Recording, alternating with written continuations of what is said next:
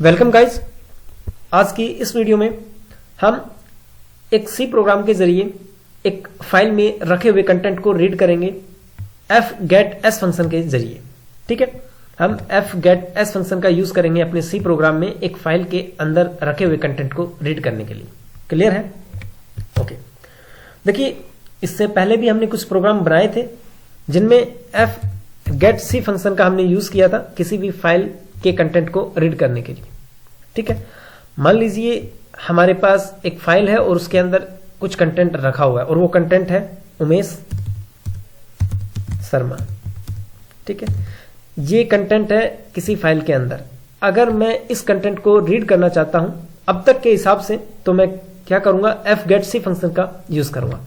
fgetC function क्या करता था,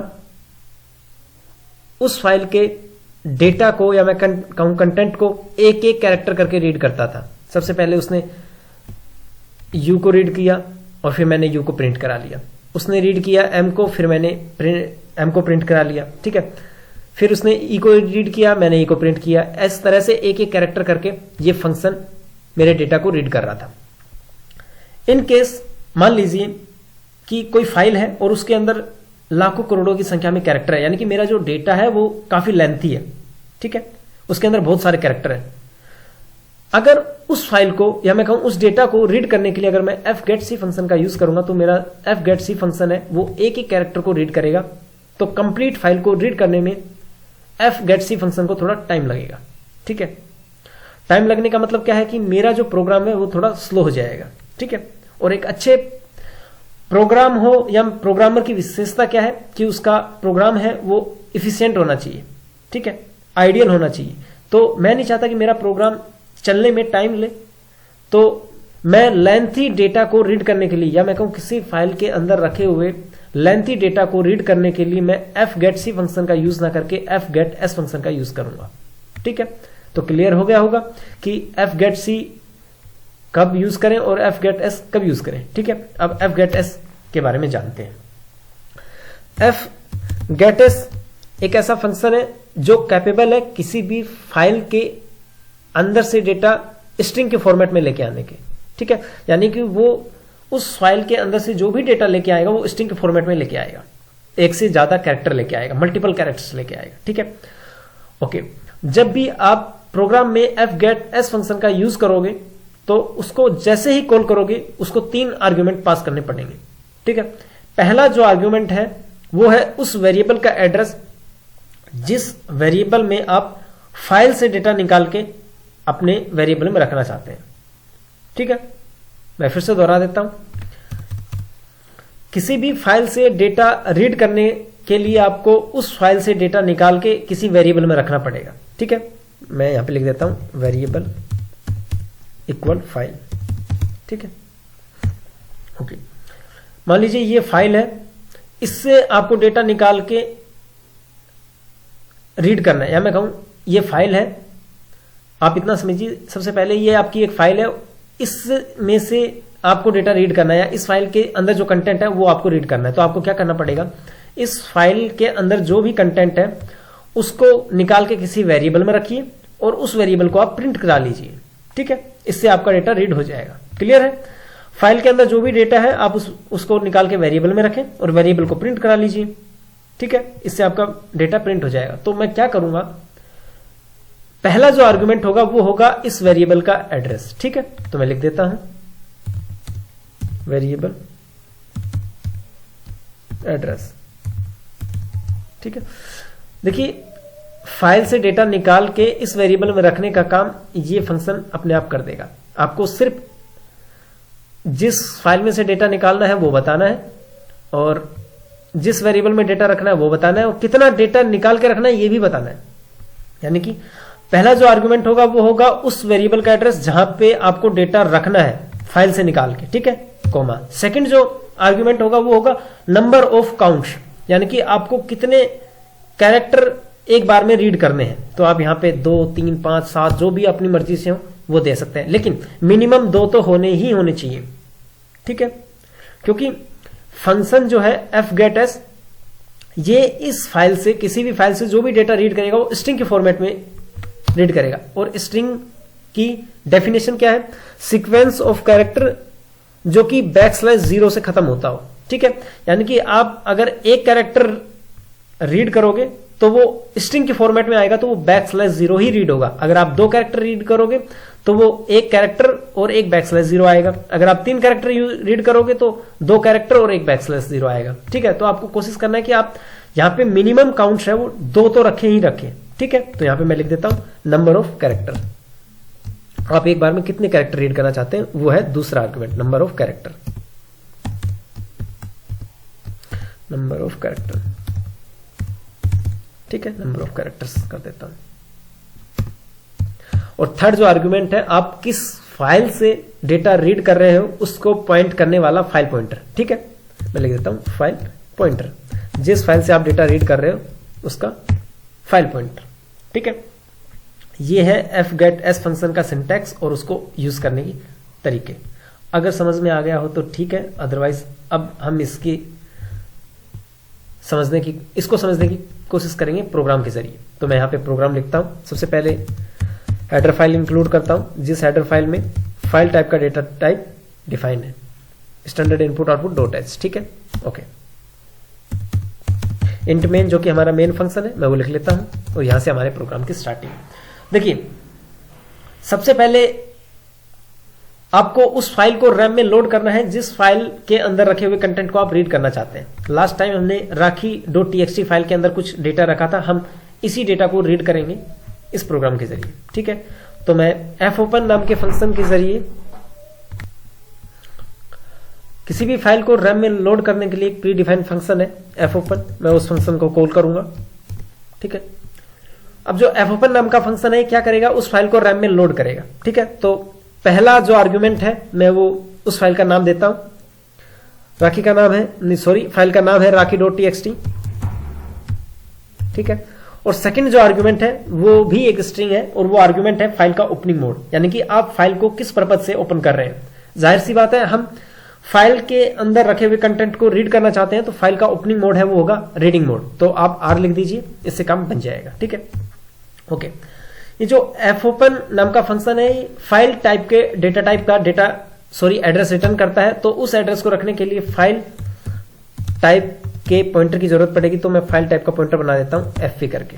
ठीक है, और fp नाम का जो वेरिएबल है उसमें ये जो एड्रेस रिटर्न हुआ है fopen के द्वारा मैं उसको रख लेता हूं। ठीक है, अब एक काम कंप्लीट हो गया है कि हमने राखी.txt फाइल को रैम में लोड कर लिया और उसको ओपन कर लिया। अब हमें सिर्फ एक काम करना है कि उस फाइल में रखे हुए कंटेंट, यानी कि इस फाइल में रखे हुए कंटेंट को अपने किसी वेरिएबल में कॉपी करना है और उसको प्रिंट करा लेना है। तो उस वेरिएबल में डेटा रखने के लिए वेरिएबल को बनाना पड़ेगा। तो मैं क्या करता हूं, एक कैर टाइप का एरे बना लेता हूं और उसका साइज रख लेता हूं मैं 3। ठीक है, ओके।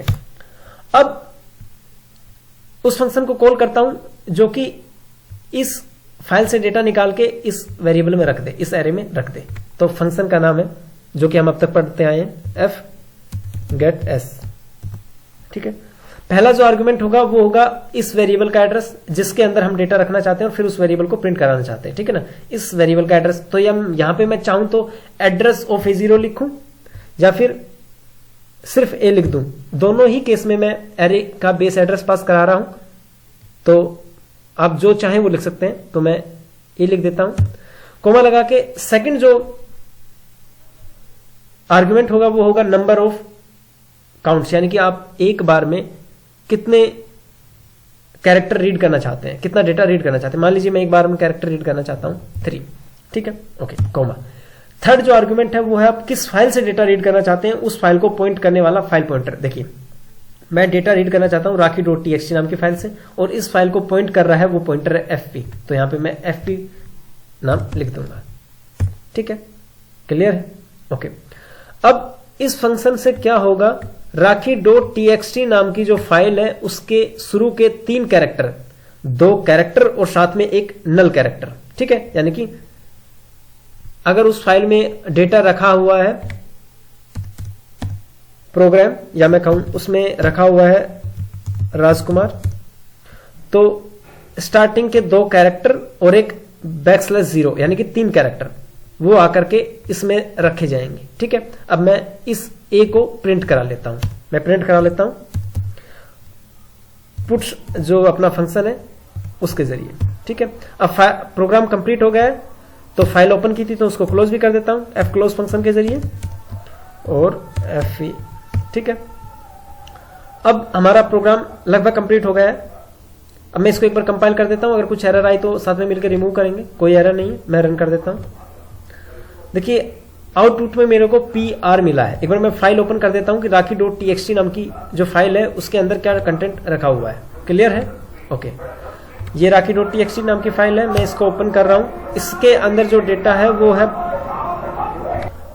हमारी जो राखी.txt नाम की जो फाइल है उसके अंदर है प्रोग्रामिंग एक टैब का स्पेस इज ए स्किल। ठीक है, यानी कि पहले जो कैरेक्टर है 3 वो है PRO। हमने 3 कैरेक्टर रीड किए हैं और वो भी स्ट्रिंग की फॉर्मेट में डेटा रीड होता है, तो पहले 2 कैरेक्टर और स्ट्रिंग को कंप्लीट करने के लिए \0, क्योंकि स्ट्रिंग की डेफिनेशन है कि a sequence of character which end with null character. ठीक है, नल कैरेक्टर को हम \0 ही बोलते हैं, तो वो कुछ प्रिंट नहीं होता है लेकिन उसकी वैल्यू \0 होती है। क्लियर है? यानी कि वो 3 कैरेक्टर गए हैं, पहला कैरेक्टर है P, सेकंड R और थर्ड है वो 0, ये O है। ठीक है ना, थर्ड जो है वो \0 यानी कि नल कैरेक्टर है। ओके, तो इसलिए आउटपुट में हमें मिला है PR और \0 जो कि नल है, वो कुछ भी नहीं होता है तो प्रिंट नहीं हुआ है। ठीक है, और फिर लाइन चेंज हो गई, देखिए लाइन नीचे आ गई ना, क्योंकि पुट्स जो है वो ऑटोमेटिकली लाइन चेंज कर देता है। ठीक है, ओके। अब मेरे को क्या करना है कि अगले 2 कैरेक्टर रीड करने हैं, तो मैं क्या करूंगा, इसी फंक्शन को फिर से कॉल कर दूंगा। ऐसे ही मैं Ctrl+C कर देता हूं, Ctrl+V कर देता हूं यहां पे, और इसी तरह से ही मैं इस लाइन को, यानी कि अब क्या होगा कि fgetS फंक्शन ने 3 कैरेक्टर रीड किए। ठीक है ना, 2 कैरेक्टर और एक नल कैरेक्टर। ठीक है, मैं उस फाइल को ओपन कर देता हूं एक बार। fgetS फंक्शन ने क्या किया, ये 2 कैरेक्टर रीड किए और एक \0 लगा के एरे में भेज दिया। ठीक है, क्लियर है?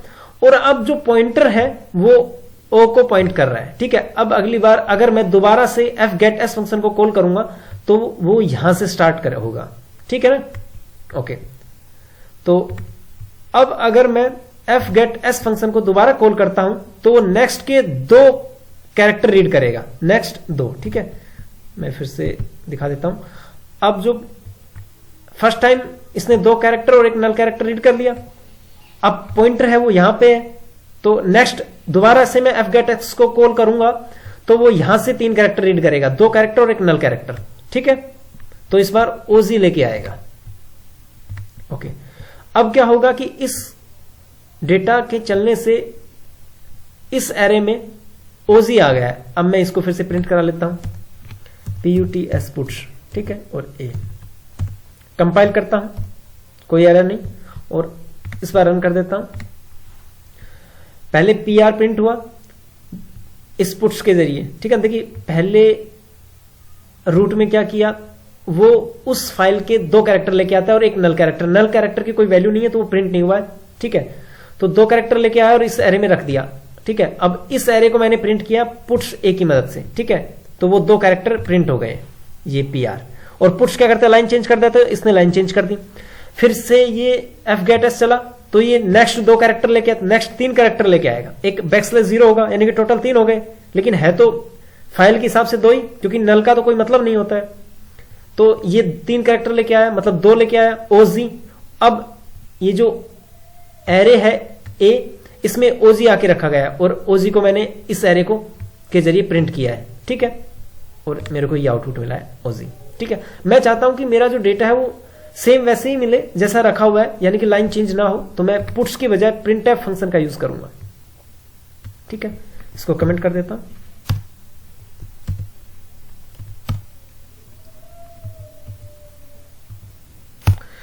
मैं करूंगा printf, स्ट्रिंग को प्रिंट करा रहा हूं तो %s फॉर्मेट स्पेसिफायर, और A में रखी हुई स्ट्रिंग को प्रिंट कराना है तो A।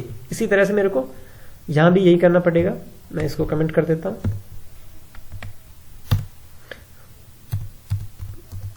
printf %s format specifier के जरिए, क्योंकि स्ट्रिंग प्रिंट करा रहा हूं A। ठीक है, अब मैं इसको कंपाइल और रन करूंगा तो PROG एक साथ में मेरे को मिलेगा लिखा हुआ PROG। ठीक है, अब मेरे को इसी फंक्शन को तब तक कॉल करना है जब तक कि मैं उस फाइल में रखे हुए सारे डेटा को रीड ना कर लूं, यानी कि फाइल का जब तक एंड ना आ जाए तब तक। ठीक है, तो इसी कोड को बार बार मैं चला रहा हूं जब तक कि फाइल का एंड ना आ जाए तब तक। तो मैं लूप लिख सकता हूं, तो मैं क्या करूंगा, एक लूप लिखूंगा, फॉर लूप। ठीक है, इस कंप्लीट कोड को चलाने से अच्छा है कि मैं इस कंप्लीट कोड को एक लूप में लिख दूं। ठीक है, तो मैं एक लूप लिखूंगा WHILE while।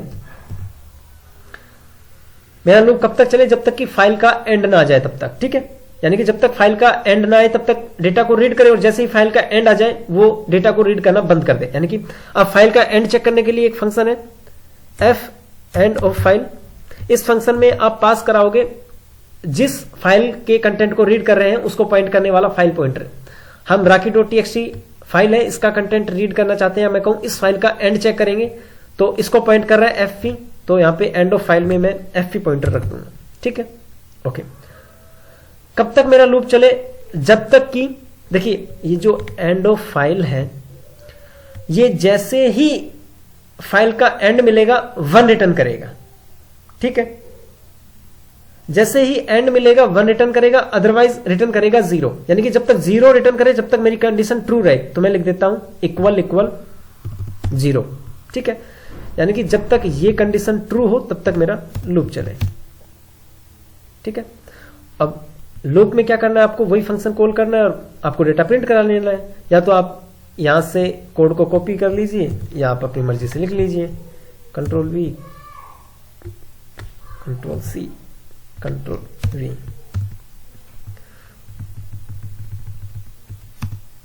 प्रिंट। ठीक है, आपने क्या किया है,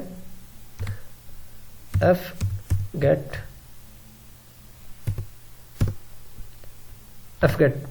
s और प्रिंट f। ठीक है, देखिए अब इसको स्टार्टिंग से समझने की कोशिश करते हैं। इस कोड को मैं एक बार चला के दिखा देता हूं, मैं कंपाइल करता हूं, रन कर देता हूं।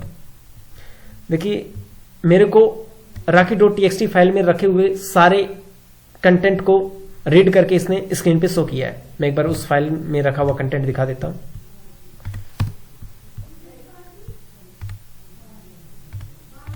देखिए rocky.txt फाइल में है प्रोग्रामिंग, एक टैब का स्पेस, एक टैब का स्पेस, इज ए स्किल, ऐसे कैसे मेरे को आउटपुट में मिल गया है। ठीक है, ओके। अब देखते हैं हुआ क्या है। ठीक है, इतना तक तो क्लियर है। सबसे पहले ये कंडीशन वाइल चलेगा, end of file fp, rocky.txt file का एंड चेक होगा कि इसका एंड आया है नहीं आया। सबसे पहले इसको कैरेक्टर मिलता है कुछ प्रोग्रामिंग जो भी लिखा हुआ है, तो अगर फाइल का एंड नहीं आया है तो ये जो फंक्शन है ये रिटर्न करेगा 0, अगर एंड आ गया है तो रिटर्न करेगा 1। तो 0 इक्वल 0 कंडीशन ट्रू है। ठीक है, आप चाहें तो 0 की जगह नल भी लिख सकते हैं, क्योंकि 0 जो है वो नल का ही मैक्रो है। आप 0 लिखें या नल लिखें, बात एक ही है। ठीक है, जब तक 0 इक्वल है नल के, यानी कि 0 इक्वल है 0 के, तब तक कंडीशन ट्रू है। fget_s ये फंक्शन क्या करेगा, 3 कैरेक्टर लेके आएगा, यानी कि 2 कैरेक्टर और एक नल कैरेक्टर लेके आएगा और इस एरे में रख देगा। और हमने क्या किया, इस एरे को प्रिंट कर लिया। ये 2 कैरेक्टर, इससे क्या होगा, 2 कैरेक्टर प्रिंट हो जाएंगे। ओके, फिर से लूप चलेगा, फिर से चेक होगा कि फाइल का एंड आया, फिर से देखेगा कि फाइल का एंड नहीं आया, यानी कि कंडीशन जो है वो, यानी कि ये फंक्शन है ये 0 रिटर्न कर रहा है। 0 इक्वल इक्वल 0, 0 0 इक्वल के 0 के 0 इक्वल है, कंडीशन ट्रू है। फिर से fget_s फंक्शन चलेगा। अब इस बार क्या करेगा, fget_s जो फंक्शन है वो नेक्स्ट 2 कैरेक्टर लेके आएगा और इस कोड के जरिए मैं उन 2 कैरेक्टर को फिर से प्रिंट करा लूंगा। फिर से लूप चलेगा। ये लूप जब तक चलेगा जैसे ही इसको फाइल का एंड मिलेगा, यानी कि जैसे ही rocky.txt फाइल का एंड मिलेगा तो ये फंक्शन 1 रिटर्न करेगा, यानी कि 1 इक्वल इक्वल है नल के, नल का मतलब होता है 0, 1 इक्वल इक्वल है 0 के, कंडीशन फॉल्स हो जाएगी। कंडीशन फॉल्स होते ही ये वाला कोड नहीं चलेगा, जस्ट फाइल क्लोज होगी और हमारा प्रोग्राम टर्मिनेट हो जाएगा। क्लियर है। अब आप चाहे तो इन कैरेक्टर्स की जगह कुछ चेंजमेंट कर सकते हैं। आप एरे बनाइए जिसका साइज है 5 और आप यहां भी 5 रखिए, कोई प्रॉब्लम नहीं। प्रोग्राम को कंपाइल कर देता हूं, कोई एरर नहीं, रन कर देता हूं, कोई एरर नहीं, वही आपका डेटा है। ठीक है, ये लेकिन यहां पे आप कोशिश कीजिए कि ये जो आपका कैरेक्टर हो वो मिनिमम हो, क्योंकि मिनिमम 2 होना चाहिए। ठीक है, क्योंकि अगर आप 1 लिख दोगे तो आपका जो डेटा है वो स्ट्रिंग के फॉर्मेट में रीड हो रहा है, तो स्ट्रिंग का एंड होता है वो नल कैरेक्टर से होता है, \0 से। अगर आप यहां पे 1 लिख दोगे तो \0 ही रीड होगा, कोई कैरेक्टर रीड नहीं होगा। क्लियर है? ओके, तो आई होप आप लोगों को ये प्रोग्राम समझ आया होगा। धन्यवाद।